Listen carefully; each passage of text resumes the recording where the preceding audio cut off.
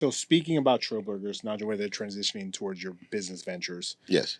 obviously you need capital to start any type of business, right? But what are some of the steps that you took beforehand when you were like, all right, I'm ready to dive into this business and I'm ready to pump in the capital? Because sometimes people, like you say, they invest with money or they start businesses with money where they're like, I need this to work, Yes. right? Which is an uncomfortable place to be.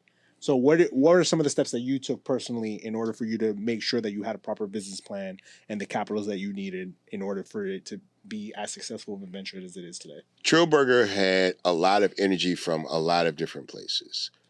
First of all, my partners were very steeped. One of them comes from the branding and marketing side, so that's what their focus is on. The other had already owned and been successful in several restaurants. He was also co-owner in the restaurant where we did the first pop-ups at. Got it. So we had a lot of those things to our advantage. The other thing was the owners had day jobs.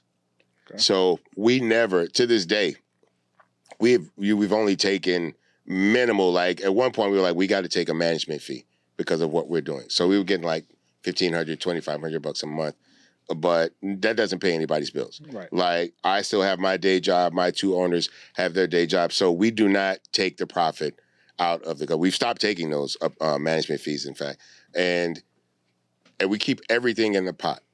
Because anything you take out of a profitable business, in order to grow that business, you're going to have to reinvest anyway. Back, right. So it's best to just leave it in there. Leave it in the pot. And so because of that, all the profits that's generated, not only in the brick and mortars, but we do pop-ups, we do catering. We serve out of the U of H football stadium. We serve out of the NRG football stadium. So we have a lot of opportunities to bring in subsidiary income from other things. And then that just goes to the pot. So now we've opened 2 stores primarily with no outside investment. We haven't had to take in any investment from anybody. We're still completely self-owned. And to get from 2 to 4, we're now understanding lines of credit better. Yeah. You know what I'm saying? Utilizing, quite frankly, other people's money to make it work for us. It's better than your own. You know what I'm saying? But we've got a great track record. People see the work that we've done. You know, it's a very successful business. So we're just trying to stay on that model. Now, at some point, we realize maybe if we want to go from 6 to 12 or 8 to 20, right?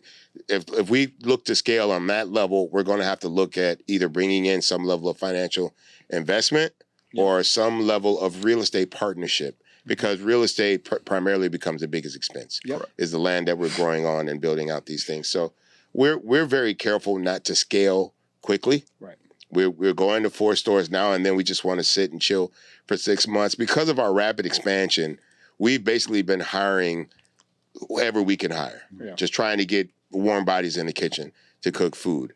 At some point, we're going to have to build a different culture in this business, right? People that care about more than just a check.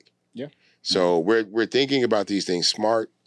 We're thinking about them carefully, and we're being patient because, you know, rent's due.